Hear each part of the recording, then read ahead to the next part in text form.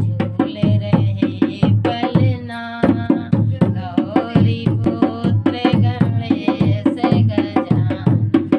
झूले रहे पलना कौन झुलावे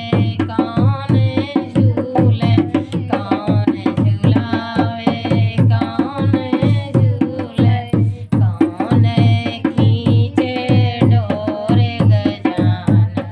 झूले रहे पलना कौन खींचे डोर गजानन झूले रहे पलना